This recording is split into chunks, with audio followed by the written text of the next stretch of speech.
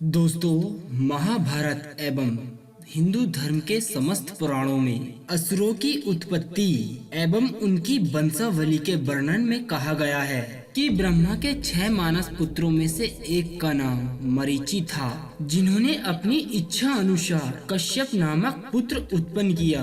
कश्यप ने दक्ष प्रजापति की 17 पुत्रियों से विवाह किया था और उनमें से एक का नाम कद्रु था, जिसके गर्भ से 1000 बलशाली नाग उत्पन्न हुए, जिसमें सबसे बड़े शेषनाग थे। कद्रु के बेटों में सबसे पराक्रमी और बलवान शेषनाग ही थे। दोस्तों, इस विषय में हमारे हिंदू धर्म शास्त्र तो ये भी कहते हैं कि यह पूरी पृथ्वी शेषनाग के मस्तक पर टिकी हुई है।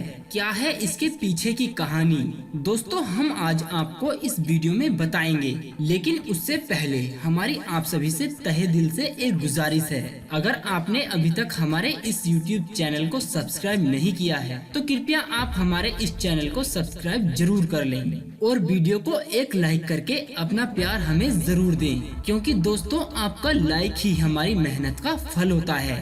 अनंत समताओं के बाद भी शेषनाग सहज और सेवक स्वभाव के हैं। बात उस समय की है जब किसी बात पर नाराज होकर शेषनाग ने अपनी माँ और अपने भाइयों का साथ छोड़कर गंधमादन पर्वत पर तपस्या करनी आरंभ कर दी।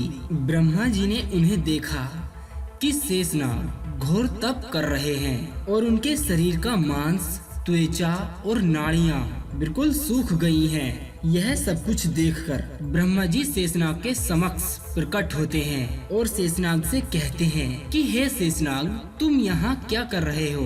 तुम्हारे हृदय में जो भी कामना हो वह मुझसे बताओ। शेषनाग उनसे कहते हैं कि हे भगवान, मेरे सभी भाई बड़े मंद बुद्धि हैं, अतः मैं उनके साथ नहीं रहना चाहता हूँ। आप किसी तरह मेरी इस इच्छा को पूरी करें। मेरे भाई सदा शत्रुओं के भांति अपने ही आपस में एक दूसरे के भेदभाव निकालते रहते हैं। उनकी इस समस्या से मैं परेशान होकर इस गंधमादन पर्वत पर तपस्या में लग गया हूँ, जिस कारण मैं उन्हें देख न सकूं। इसी कारण बस मैंने यह निर्णय लिया है कि मैं तपस्या करते करते अपने प्राणों का त्याग कर दूंगा, जिससे मेरे मरने के बाद भी मेरा उनसे आमना सामना ना हो। ब्रह्मा जी ने उनसे कहा कि हे शेषनाग, कि मैं तुम्हारे सभी भाइयों की उच्चेष्टा को जानता हूँ। उनकी व्यवस्था मैंने पहले से ही कर रखी है, अतः अपने संपूर्ण भाइयों के लिए तुम्हें शोक नहीं करना चाहिए। ब्रह्मा जी ने उनसे कहा कि हे शेषनाग, तुम मुझसे जो भी वर मांगना चाहते हो मांग सकते हो। शेषनाग ने ब्रह्मा जी से कहा कि हे प्रभु, आप मुझे ये वरदान दो, मेरी बुद्धि हमेशा धर्म और तपस्या में लगी रहे।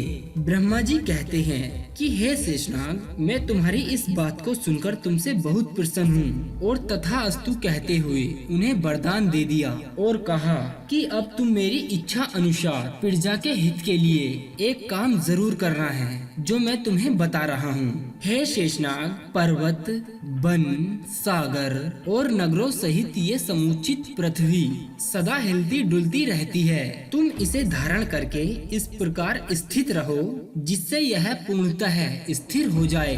शेषनाग कहते हैं कि हे प्रभु, आप जैसी आज्ञा देते हैं उसके अनुसार मैं इस समस्त पृथ्वी को इस तरह अपने मस्तक पर धारण करूंगा जिससे यह हिल और डुल नहीं सकती है। ब्रह्मा जी ने कहा कि हे नागराज, तुम पृथ्वी के नीचे चले जाओ, यह स्वयं तुम्हें वहां जाने के लिए मार्ग दे देगी। शेषनाग ने ब्रह्मा जी की आज्ञा अनुसार पृथ्वी की विवर में प्रवेश करके समुद्र से घिरी हुई पृथ्वी को अपने मस्तक पर धारण कर लिया और तभी से यह पृथ्वी स्थिर हो गई। इस प्रकार शेषनाग ब्रह्मा जी के आदेश अनुसार इस पृथ्वी को धारण करते हुए भूमि के नीचे पाताल लोक में निवास करते हैं। तो दोस्तों, ये थी कथा हमारे हिंदू धर्म शास्त्रों के अनुसार पृथ्वी और शेषनाग के बारे में। लेकिन दोस्तों, आगे हम जान लेते हैं कि इस विषय में विज्ञान क्या कहता है। दोस्तों, जैसा कि विज्ञान और साइंस ने यह साबित किया है कि हमारी यह पृथ्वी सूर्य का चक्कर लगाती है और अपने एक्सिस पर घूमने के कारण गोल एक संतरे के समान है। पृथ्वी के कोर और इनर कोर में रहना संभव नहीं है। और इन दोनों के स्थिर होने पर पृथ्वी की ऊपरी सतह का स्थिर होना संभव नहीं है।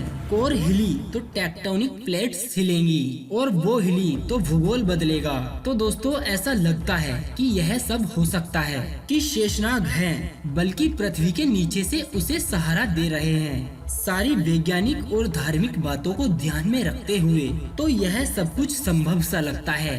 दोस्तों आपका इस विषय में क्या सुझाव है, नीचे कमेंट बॉक्स में लिखकर आप हमें जरूर बताएं और साथ ही इस वीडियो को लाइक करना ना भूलें। और अगर आप हमारे इस चैनल पर नए आए हैं तो कृपया हमारे चैनल को सब्सक्राइब करना भी ना भूलें। तो दोस्तों आज के लिए बस इतना ही, कल फिर मिलेंगे एक और ऐसे ही नए वीडियोस के साथ। तब तक के लिए आप अपना ध्यान रखिए और हमेशा मुस्कुराते रहिए।